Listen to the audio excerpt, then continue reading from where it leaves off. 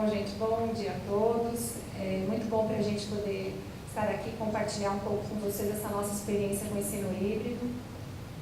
Para mim também é sempre uma honra estar de volta para o Mackenzie. Fiz minha primeira graduação aqui. O Vira falou que não foi de propósito, mas eu acho que foi. Ele convidou só pessoas que realmente passaram pelo Mackenzie. Fiz minha primeira graduação aqui há bastante tempo. Hoje fico bem feliz em poder falar aqui de novo. Tenho meu sobrinho, que agora é aluno aqui do Mackenzie também. E isso para a gente é muito bom, porque é uma casa que sempre nos acolhe muito bem, que tem uma excelência em educação e é ótimo a gente poder compartilhar os resultados da nossa trajetória acadêmica depois de ter começado essa pesquisa, tudo que a gente começou a estudar em educação aqui. Hoje a nossa fala é sobre ensino híbrido. Eu finalizei o doutorado esse ano, ainda apresentada como doutoranda, mas agora eu já sou doutora em Psicologia Escolar e Desenvolvimento Humano, justamente estudando a questão de como o ensino híbrido impacta e influencia as ações de ensino-aprendizagem, né? Como é que os alunos podem aprender mais e melhor com o uso integrado das tecnologias na educação. E para começar a falar sobre isso, eu trouxe uma reflexão. Vamos lá? Vou tentar passar de uma forma rápida, só para a gente refletir um pouco essa questão da personalização. Acho que desde a primeira conversa hoje, a doutora Alessandra trouxe essa questão, Solange também trouxe, Daniela também trouxe um pouco da questão do uso das tecnologias na educação. Acho que a nossa fala vai tentar amarrar um pouquinho isso, da gente pensar como é que a tecnologia realmente pode impactar para que ela não seja algo a mais na escola, que ela não apenas troque recursos, né? Quer dizer, ao invés de usar a lousa, o quadro de giz, eu posso usar a tecnologia e continuo dando a mesma aula. A tecnologia começa a impactar quando a gente começa a pensar em personalização. Esse exemplo que eu vou trazer é do professor Todd Rose, que é da Faculdade de Educação de Harvard, e que ele faz uma comparação, só para a gente refletir um pouco, com os aviões norte-americanos, da Força Aérea Norte-Americana. Ele fala sobre um estudo em que esses aviões começaram a não ter uma performance tão boa, né, os voos começaram a não ter uma performance tão boa, e eles resolveram estudar onde que estava o problema. Identificaram que esse problema estava no cockpit. Nem sempre os pilotos conseguiam tomar decisões rápidas e imediatas para um voo, para uma subida, para uma descida, para uma decolagem e tal. E eles tentaram identificar por que isso acontecia. Uma vez que os pilotos, de uma maneira geral, eram consultados, eu até trouxe Tom Cruise aqui de novo, se alguém identificar esse filme, entrega a idade, tá? Então, por favor, não digam que sabe de onde vem. Mas assim, eles começaram a identificar que os pilotos, de uma maneira geral, tinham uma característica física semelhante, e por isso eles eram contratados para ser pilotos da Força Aérea Norte-Americana. Só que ao analisar esses pilotos e as médias desses pilotos, em termos de altura, peso, tamanho do braço, tamanho do ombro, eles começaram a perceber que, óbvio, não era igual para todo mundo, né? Porém, existia uma questão que era a média. O cockpit era construído e organizado para um piloto médio, né? Uma altura média, um peso médio, por aí vai. Mas apesar de tudo isso, o cockpit era para a média, não estava dando certo, contrataram esse outro pesquisador, que é o Gilbert Daniels, também de Harvard, e que ele analisou esses 4.000 pilotos. Ele tentou identificar quantos desses 4.000 pilotos tinham os 10 itens exatamente na média. Quantos vocês acham dos 4.000? Tinham os 10 itens que eram esses aí na média. Daniela, que é de quantitativo, tem uma... Quantos desses pilotos? Dos 4.000? 10%? Nem 10%. Ele identificou que dos 4.000 pilotos, nenhum tinha os 10 itens na média. Nenhum. Tá? Tinha 9 itens, mas os 10, nenhum deles. Então, o que eles começaram a perceber? Né? Isso a gente reporta para a educação. Quando eu construo um cockpit que serve para a média, eu, na verdade, não estou construindo para nenhum. Tá? Para ninguém. Porque ele não vai funcionar na média para todo mundo. E a educação é a mesma coisa. A gente faz todas as nossas aulas na média e, na verdade, a gente faz todas as nossas aulas para ninguém. Né? A gente faz aulas de matemática para alguns alunos, aulas de português para alguns alunos e nunca todas as aulas, na média, para um único aluno. Nessa questão, a gente começa a pensar o quê? E essa conclusão do Todd Rose, nesse livro dele, que é O Fim da Média, né? E tem um TED dele muito legal, que chama O Mito da Média, que eu aconselho quem tem interesse aí de aprofundar mais, é que se a gente desenha um ambiente de aprendizagem para a média, a gente não está fazendo esse ambiente para ninguém. Onde entra a tecnologia nisso tudo? A tecnologia me dá a possibilidade de personalizar. No fim desse estudo do Todd Rose, ele conclui que para desenhar um cockpit que realmente funcionasse para os pilotos, porque hoje funciona, eles tiveram que parar de olhar para a média e começar a olhar as bordas. Então o banco tem que ser o mais largo e o mais estreito possível, ele tem que ser ajustável. Como é que chama? O manche, né? Tem que ser ajustável para a distância do braço do piloto e por aí vai. Sempre pensando não numa média, mas nas bordas. E aí sim a gente começa a voltar também para essas questões da primeira palestra, quando a gente pensa em bullying e quantas pessoas que estão fora dessa média são alvo, né, de uma série de situações. Então quando a gente começa a desenhar uma aprendizagem que não olha só para a média e começa a olhar para a borda, a gente inclui todo mundo, né? A gente não exclui. E aí, onde entra a tecnologia nisso tudo? Então, quando eu penso na tecnologia como utilização de dados, a Solange trouxe de uma forma bem rica, né? Quanto a gente tem recursos para coletar dados. Agora, é lógico que o grande diferencial é o uso que se faz desses dados, né? Tanto a Daniela quanto a Solange vieram com informações, quer dizer, ter os dados é excelente, porque nos dá um norte, mas o essencial é que o professor saiba o que fazer com eles. E dentro dessa proposta, a gente vai pensando nas tecnologias digitais como aliadas do professor. Então, aliadas na coleta de dados e principalmente na ação de protagonismo. Como é que eu transformo esse aluno, por mais que a gente saiba da necessidade de se pensar em avaliações externas, em Enem, vestibular e tudo isso, no fundo e ao cabo o que a gente quer dentro da escola é que esse meu aluno aprenda, né? E aprenda a ser realmente protagonista do seu aprendizado, que ele saia da escola e que ele queira aprender por ele e não apenas pelas provas que ele vai fazer. Quando eu começo a colocar esse aluno como um protagonista e no centro do meu processo, eu começo a deixar com que ele possa caminhar no ritmo dele e por aí vai. E aí o ensino híbrido vem como uma proposta. Isso que a gente vai trazer, que a Verônica também vai contar um pouco mais para vocês, é resultado de uma pesquisa e de um trabalho que nós fizemos em 2014, em parceria, Instituto Península e Fundação Lehman, parceiros do Instituto Clayton Christensen, que desenvolve um trabalho de ensino híbrido nos Estados Unidos, que é o Blended, em uma série de estados norte-americanos, em que eles fazem uma ação de uso integrado das tecnologias na escola e que eles têm resultados muito positivos porque já fazem isso há bastante tempo. A nossa intenção era saber de que maneira eles faziam isso e como a gente poderia realmente trazer isso para a nossa realidade. Pensando em algumas etapas, quer dizer, como eu faço isso? Então eu tenho que ter informações, eu tenho que ter uma análise adequada e eu tenho que agir. Como que o Clayton Christensen e essa proposta do Blended contribuem? Eles apresentam algumas estratégias para eu pensar nisso. Quer dizer, as estratégias fazem parte do modelo de ensino híbrido, mas elas fazem parte, elas são uma forma de ação. O que está por trás da concepção de ensino híbrido é a personalização, é eu ter isso como foco. Então essas são as estratégias, modelos rotacionais, a Verônica depois vai entrar com mais detalhes comentando algum deles. Agora, quando o professor faz uso desses modelos?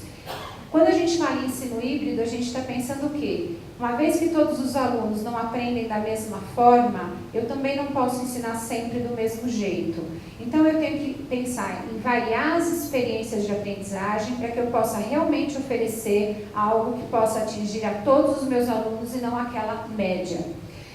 Quando eu faço isso, eu não posso esquecer que a tecnologia é essencial para uma série de questões, mas que nós não aprendemos, eu pelo menos não aprendi com tecnologia na minha educação básica, né? Tecnologia foi entrar na universidade. E aprendi com aula expositiva e aprendi muito bem, era o meu estilo de aprendizagem. Então, quando a gente fala em ensino híbrido, a gente está pensando o quê? Saber dosar os momentos em que vai ter uma ótima aplicação da tecnologia, com resultados eficientes para a aprendizagem, e momentos em que o professor vai ter que dar uma boa aula, palestra, para poder ensinar aquilo que ele vai ensinar na oratória. Né? Então, é você saber dosar e saber encontrar o melhor dos dois mundos. Uma coisa não exclui a outra, elas têm que realmente se agregar, né? Serem agregadas no processo. Como que a gente faz isso? Então, inicialmente, a proposta do Clayton Christensen é eu pensar qual é o meu objetivo de aprendizagem, o que eu pretendo alcançar. Eu quero ensinar fração para o meu aluno, eu quero ensinar cálculo diferencial integral para o meu aluno, quer dizer, qual é o meu objetivo, onde eu quero chegar? Pensando nisso, eu vou começar a analisar quais são as experiências que eu posso proporcionar para esse meu aluno para que ele aprenda aquilo que eu quero que ele aprenda. Então, se são experiências por meio de vídeo, e aí entra a produção do professor, entra a curadoria e tudo que foi já falado nas outras apresentações, ou entra um livro didático, ou entra um material físico, ou entra uma dramatização, ou entra um trabalho com material concreto. O que eu vou precisar para diversificar as experiências de aprendizagem? E depois, como é que eu integro isso? A ideia é que essas experiências possam acontecer no mesmo tempo, ao mesmo tempo, e não sequencialmente, para que realmente eu tenha a turma toda envolvida em diferentes experiências de aprendizagem. Qual é o papel? E a gente vai percebendo que diferentes ações vão tendo que ser modificadas na relação ensino-aprendizagem. O papel do aluno e do professor, ele vai modificando no processo. Então, o professor deixa de ser um mero transmissor, ele passa a ser um tutor, ele passa a ter uma ação de coaching, de mentoria, de acompanhamento desse aluno. Ele vai colocando cada vez mais esse aluno como protagonista. E esse aluno também assume outros papéis, porque ele pode colaborar com os pares, ele também pode ter a função de compartilhar os saberes dele. Esse, então, é o resultado que a gente tem. Esse grupo foi formado em 2014, com 16 professores, e a gente tem acompanhado o trabalho deles durante esses 2 anos. A gente tem resultados muito positivos. Tem professores nesses 4 estados, professores de escolas públicas e particulares. E esse ano agora em julho, fizemos um novo encontro para saber como é que eles têm caminhado. Professores de escola pública do Rio de Janeiro relataram para a gente um aumento na prova do Brasil do resultado em 18% dos alunos deles, porque realmente eles têm percebido um engajamento maior desses estudantes com o aprendizado. E aí eu passo para a Verônica contar um pouco da experiência dela. Ela também fez parte do grupo de experimentação, é uma dessas pessoas que está desde 2014 com a gente e tem feito trabalho no Dante, multiplicando a proposta, que é essa a nossa ideia. Bom dia a todos. É um prazer estar aqui. Eu não estudei no Mackenzie, eu não trabalhei no Mackenzie, mas eu tenho o privilégio de trabalhar com Bira lá no Dante, ter trabalhado com a Solange, que agora está brilhando lá, porque eu não vai ficar muito pequeno. E assim, tive o privilégio de trabalhar com a Solange, muito feliz de saber que ela está fazendo um trabalho maravilhoso lá no Rio Branco. Mas embora eu esteja aqui representando o Colégio Dante Alighieri, aproveito para agradecer a minha equipe de gestão, que permitiu que eu estivesse aqui hoje, para compartilhar o que nós estamos fazendo. Eu queria que vocês, ao ouvirem a minha fala, que se descolassem um pouco da instituição Dante Alighieri e que ouvissem um relato prático de uma professora que teve o privilégio de integrar esse grupo, de aprender com esses professores de escolas públicas e privadas, de ter a tutoria da Lilian. E a minha fala aqui é muito humilde para compartilhar o nosso percurso, o que nós estamos fazendo. Fiquem à vontade para perguntar o que deu errado. E a gente continua estudando, pesquisando, então eu vou contar para vocês em que momento nós estamos, tá bom? A tecnologia é muito presente no Dante. O Dante tem 4.500 alunos, 330 professores, quase 800 funcionários. A tecnologia está presente como linguagem, desde o maternal até o ensino médio. A gente tem o programa Dante Mobile, que é a questão da mobilidade dos dispositivos móveis. Mas eu gostaria também que, durante a minha fala, embora o ensino híbrido seja a junção do que há de melhor dos 2 mundos, do online e do presencial, que vocês percebessem que a minha fala vai trazer algo muito maior do que a tecnologia. Eu vou falar de pessoas, porque o que importa nas instituições são as pessoas, os professores, a equipe de gestão e os alunos. E de que forma o ensino híbrido vem para potencializar o uso da tecnologia em benefício das pessoas. O ensino, eu pulei aqui um pouquinho. Então, a gente tem a mobilidade desde o maternal até o ensino médio. No caso da educação infantil e primeiro ano do ensino fundamental, eu tenho iPads residentes em sala de aula, que estão lá, 10 iPads por sala, à disposição da professora.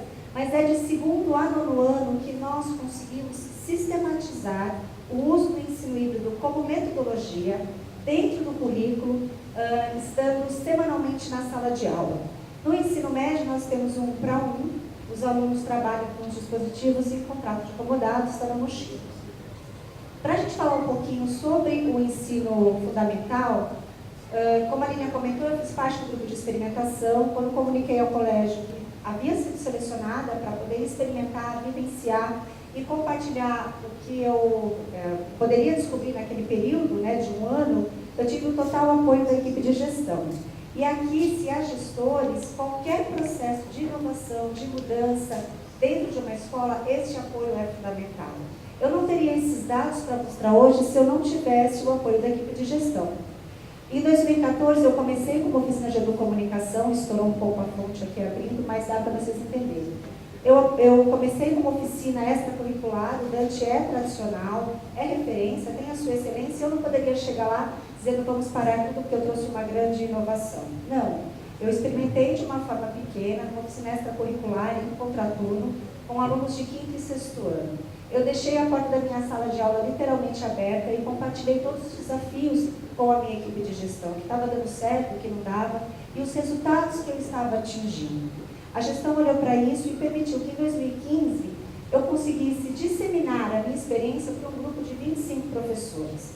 E esses professores, eles foram muito importantes, porque se a tecnologia no colégio está estruturada como uma linguagem e esses professores transitam entre as outras áreas, eles foram os multiplicadores que passaram adiante aquilo que eu estava trazendo para a escola, os resultados que eu estava trazendo de personalização, de mudança de espaço de sala de aula. Os resultados trouxeram um ganho significativo, né, para a avaliação da gestão, e em 2016 nós entramos no currículo de 2º a 5º ano, dentro da aula, junto com a professora regente, e no Fundamental 2, pela quantidade de aulas, pelo número de componentes, nós escolhemos a área de linguagens, especificamente em língua portuguesa, e uma vez por semana, de 6º a 9º ano, nós temos aula de português com ensino híbrido.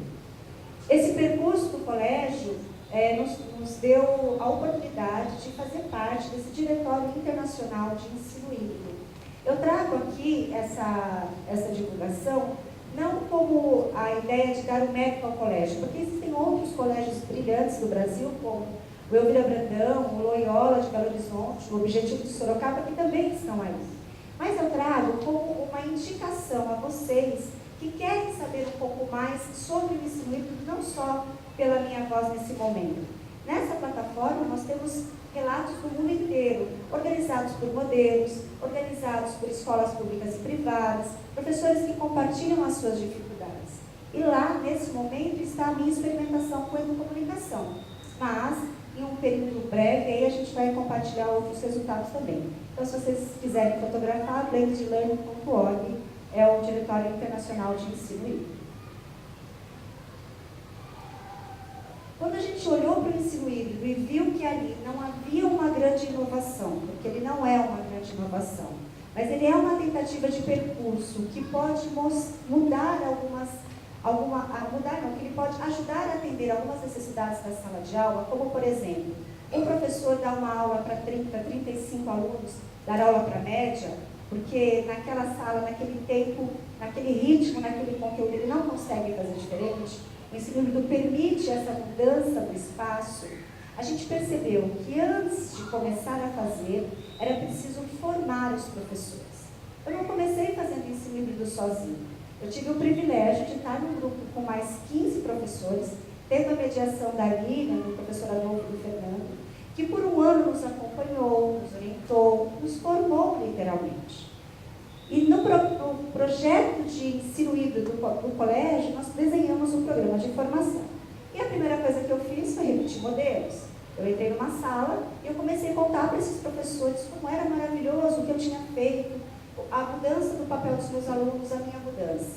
E aí eu parei e percebi que quanto mais eu falava, menos os professores entendiam. Eu estava fazendo uma aula palestra, eu estava fazendo justamente ao contrário daquilo que eu tinha vivenciado.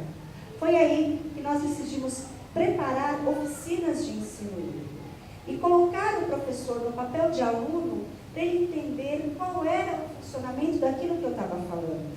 Se a aula funcionava ou não, qual era o papel do aluno, que protagonismo é esse que eu falava tanto, o professor pôde vivenciar. E quando o professor se colocou no lugar do aluno, e ele criou a possibilidade daquela aula trazer resultados que ele tanto desejava, eu tive uma adesão maior dos professores. E aí eu aproveito para convidar que essa formação, no sábado, eu vou fazer uma oficina aqui, caso vocês queiram participar. Depois de formar os professores, eu quis ouvi-los, né? Porque nós formamos, eles foram para a sala de aula, eles aplicaram a metodologia por um semestre, Eu queria ouvir, e aí, como é que está, professor? Mas eu não queria que eles preenchessem só um questionário. Eu queria que eles assinassem o nome deles, porque às vezes o professor tem medo, né, e receio de se expor. E aí nós usamos a metodologia do Design Thinking nas nossas oficinas, nas nossas reuniões de formação de professor, para que ele pudesse nos contar quais eram as dificuldades, quais eram os desafios e o que ele estava achando daquilo. O Design Thinking ele tem 5 etapas, mas eu fiz um recorte, né, do Design Thinking para educadores. Aqui no Brasil, a principal disseminadora do Design Thinking é a Priscila Gonzalez, do Instituto Educa Digital. E eu consegui, primeiro, trazer esses professores para eles pensarem sobre a descoberta do ensino livre. Eu ouvi esses professores e eu interpretei os problemas que eles estavam tendo. E aí a gente começou a analisar possíveis caminhos, que a gente chama aqui de ideação.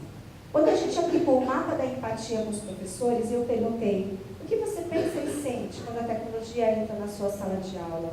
O que você ouve do seu aluno? O que você vê? O que você fala e faz? Quais são suas dores no sentido de problemas?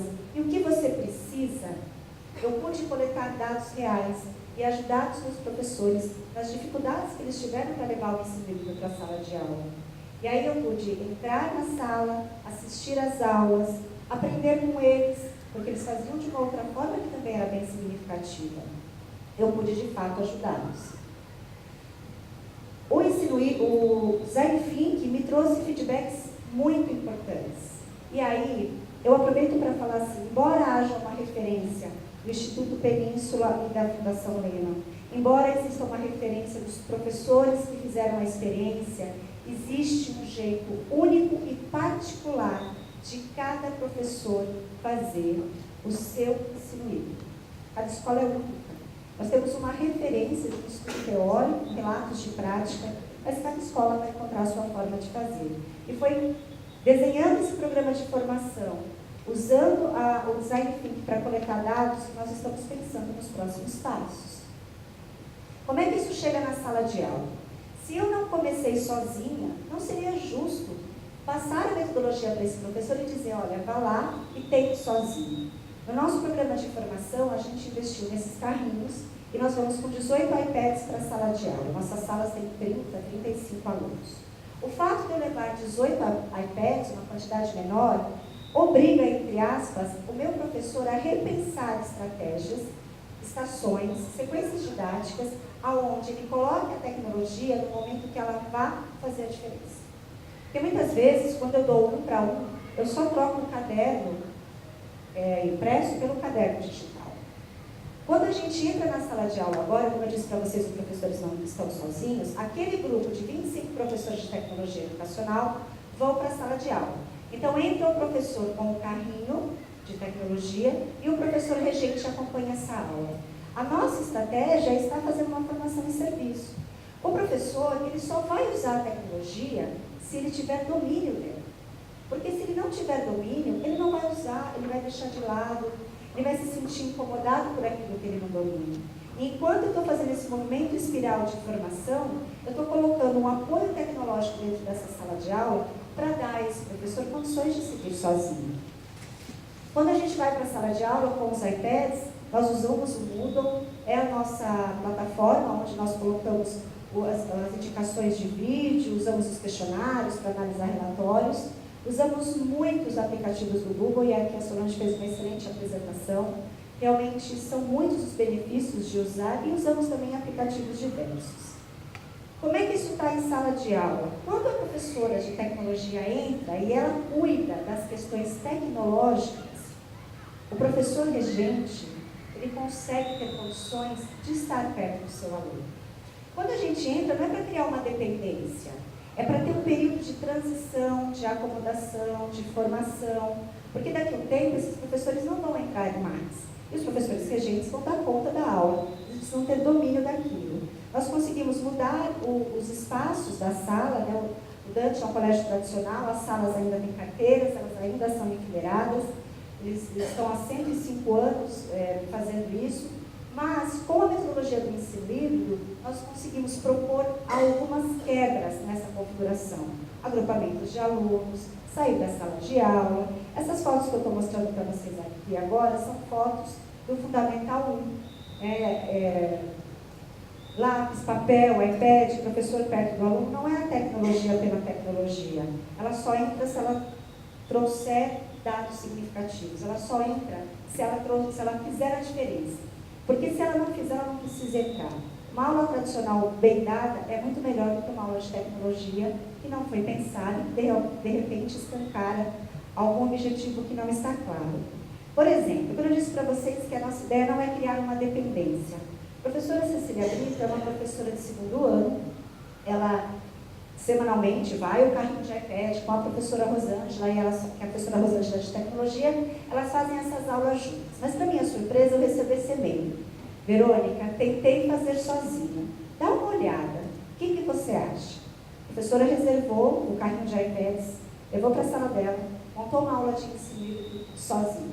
O que essa professora trabalhou? Ela teve uma estação onde ela trabalhou com massinha, e ela estava trabalhando características dos bichos, se tem pena, se tem bico e duas patas, aquático terrestre. E ela montou uma estação onde as crianças com massinha construíram os bichinhos. Na outra estação, essas crianças olhavam para o bicho e preenchiam uma ficha de ciências dando as características. Numa outra, ela tinha uma estação com iPad onde essas crianças faziam atividades de matemática.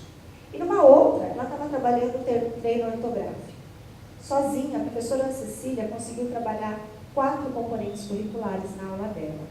Quando a formação é em serviço, eu vou brilhando o caminho e vou dando a esse professor condições para ele ter uma carreira solo. Mais fotos aqui dos pequenos. E aí a gente chegou no grande diferencial do ensino híbrido, que é a personalização. Se não há personalização, não é ensino híbrido. Pode ser uma aula de recursos diversificados, pode ser uma aula enriquecida pelo uso da tecnologia, pode ser uma aula de reorganização criativa dos espaços. Eu dava aula assim antes de conhecer o ensino híbrido. Sempre gostei de inovar, sair da sala de aula.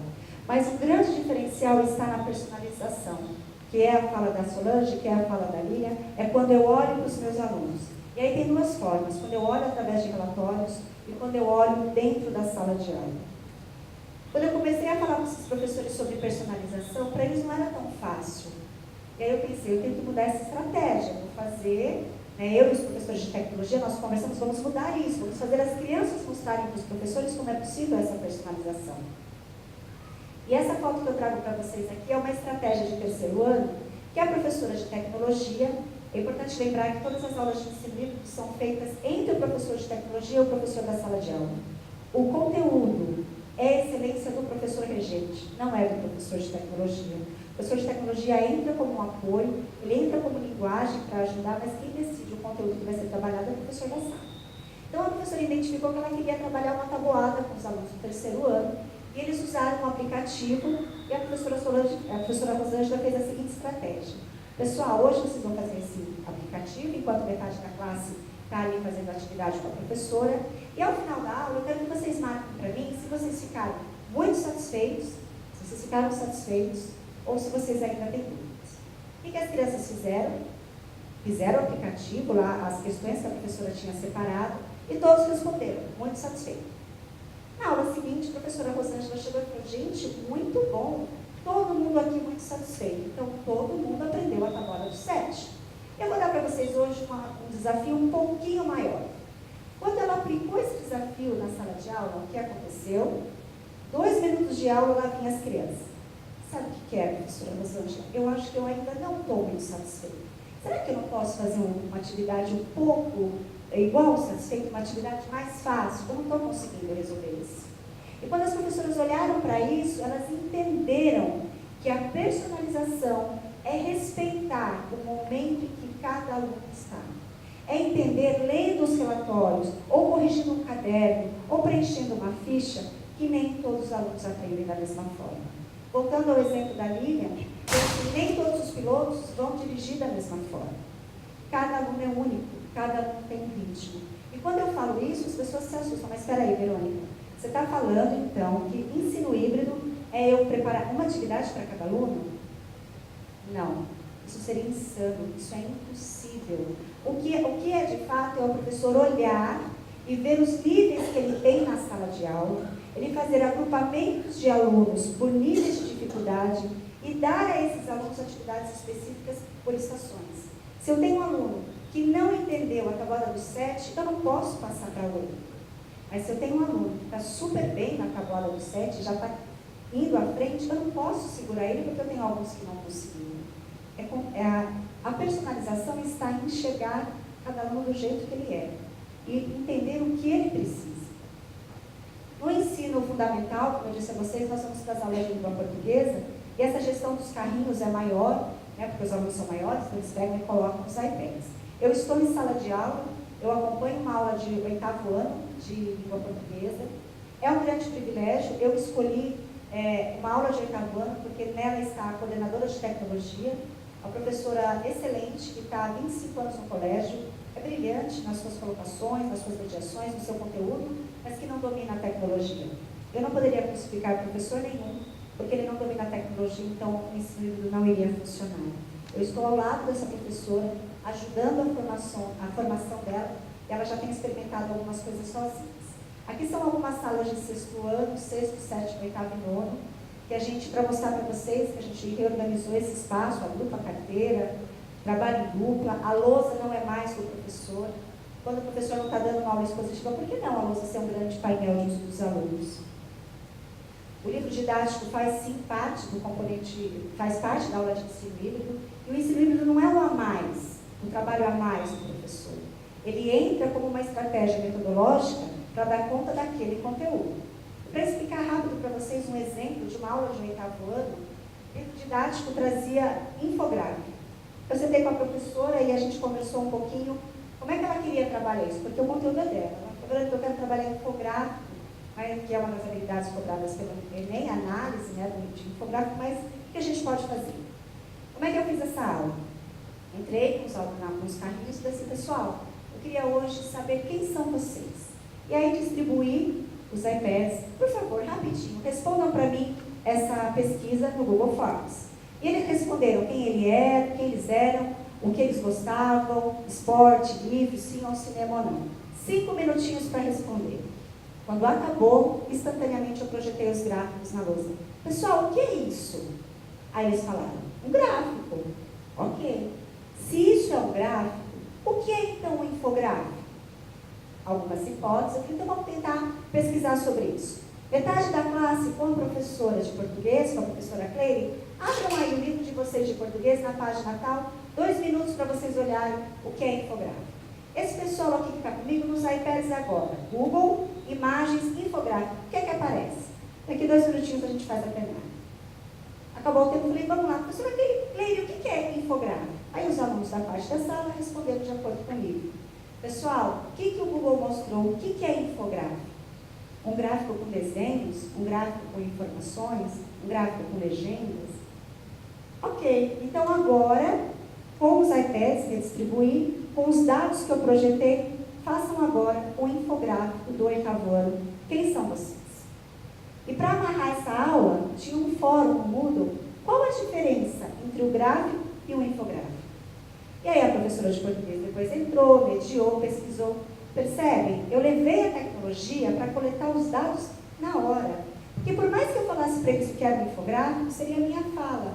Quando eu coletei, eles analisaram e viram que a diferença do infográfico era trazer elementos gráficos para completar aquela informação. Quando caiu na prova, qual a diferença entre gráfico e infográfico? 95% da sala acertou. Essa aqui é a foto da mesma sala de aula. De um lado, eles estão fazendo um questionário no Moodle sobre um determinado conteúdo que depois os professores de português vão ler, vão analisar e ver a dificuldade que eles estão, e a outra metade resolvendo uma questão do livro. Professora mais próxima dos alunos, trabalhando com áudio, com recorte, com cola. Mas eu disse para vocês que se o mais importante da minha fala não era a tecnologia, eu não poderia deixar de trazer esse slide. Quem faz a diferença dentro de uma aula de língua portuguesa com ensino híbrido não é a Verônica e a sua equipe de tecnologia que leva os dispositivos. São os professores de português, que têm tempo e condições para olhar um caderno, para sentar com os alunos que não entenderam o que é um infográfico e retomar. Enquanto eu cuido das engrenagens da sala que vão fazendo outras atividades, esse professor vai mais próximo. Um exemplo de matemática. O aluno que tem dificuldade em equações do 2º grau, o professor pode dar um exercício comum para a classe, seja no Moodle, seja no aplicativo, enquanto ele senta e ele, professor, torna-se uma estação para tirar a dúvida ali. A gente tem usado muito também o modelo sala de aula invertida, e a sala de aula invertida não pode ser uma lição de casa, ela tem que ser o contrário. Eu dou a lição de casa na sala de aula, eu dou a teoria com videoaula para ele assistir, ou com vídeo, ou com texto, ou com imagem. Eu faço o inverso. E o que a gente faz hoje? A gente fala, dá todo o conteúdo aqui, e a gente dá uma lista de exercícios para o aluno fazer em casa. Só que em casa ele vai ter dúvida, só que você não está lá para ajudar. Quando eu organizo a minha aula em modelos de ensino híbrido por estações, um dos modelos que eu mais uso é a rotação individual, eu faço esse inverso. Eu consigo dar listas de exercícios e consigo estar mais próximo do meu aluno. Essa foto aqui de baixo é a professora Cleide, minha parceira da sala de aula. Aqui a professora Valéria, do lado da lousa, não é mais dela, nesta aula. Ela coloca ali um exercício e os alunos vêm na lousa para resolver e ela fica ali para tirar a dúvida. Mas se eu estou falando que o mais importante são as pessoas, eu tenho que ouvir os alunos. E após 6 meses usando, 4 meses e meio usando o ensino híbrido com Fundamental 2, nós fomos ouvir o que esses alunos estavam achando.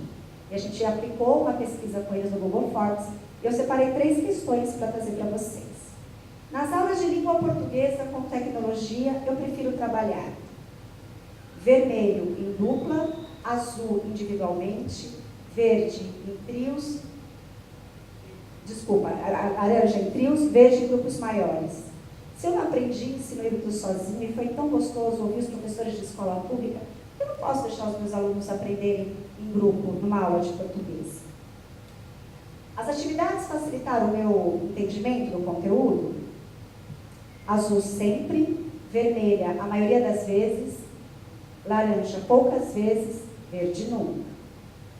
E aí eles aplicaram, a gente aplicou essa pesquisa no último dia de aula do primeiro semestre. Enquanto estava rolando a aula de português, tinha uma estação que era a estação pesquisa. Eu disse a eles, sejam sinceros, nós vamos respeitar a opinião de vocês. E quando a gente perguntou, eu gostaria que no segundo semestre as aulas de língua portuguesa com tecnologia continuassem? Sim, vermelho não. E quando a gente pediu para eles darem comentários, assim, que houvesse mais aulas, que a gente aprendesse matemática, história, geografia, inglês, com o uso da tecnologia. Por quê? Porque a aula passa rápido, porque a gente trabalha junto, porque não é só você que fala, porque eu consigo assistir várias vezes o conteúdo que eu tenho dúvida na minha casa.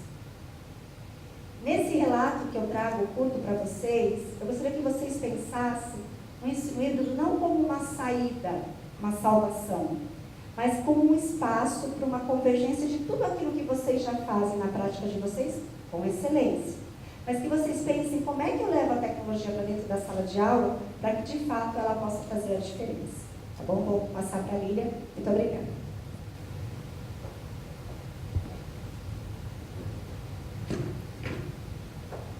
Bom, só para finalizar, a Verônica trouxe essa experiência que, na verdade, ela, na escola particular, conseguiu mostrar para a gente como é que essa gestão funciona num módulo menor, e a gente também tinha professores de escola pública aplicando isso, para a gente entender como é que escala essa experiência delas para uma realidade maior de uma secretaria, de um estado, de uma secretaria pública, estadual ou municipal.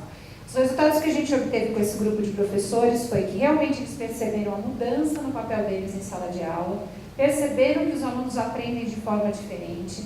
Isso é muito óbvio nas licenciaturas, nas faculdades de educação, mas quando ele consegue notar ali na prática, com certeza isso vai modificando.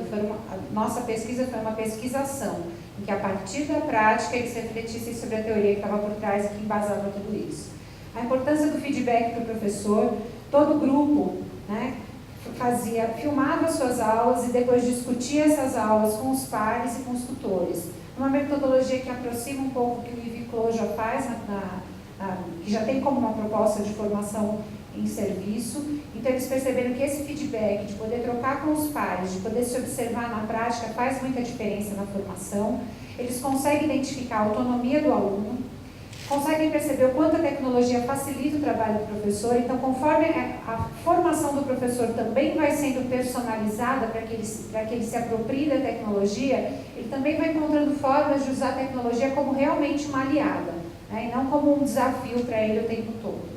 O aprendizado entre pares, então ele consegue perceber que assim como ele, professor, aprende com os pares, os alunos também têm essa possibilidade. Percebem o quanto a observação é importante na avaliação, então não só os dados que ele coleta por meio dos formulários ou por meio das provas standardizadas, mas também a presença dele próxima desse aluno, observando o desempenho dele, o desenvolvimento dele em relação ao conteúdo, e a importância da gestão, sem dúvida alguma. A gente tem percebido que ainda mais no ensino público, uma gestão que realmente tem essa visão de formação continuada de professor e de inserção da tecnologia de uma forma realmente integrada ao currículo faz toda a diferença no desempenho dos alunos.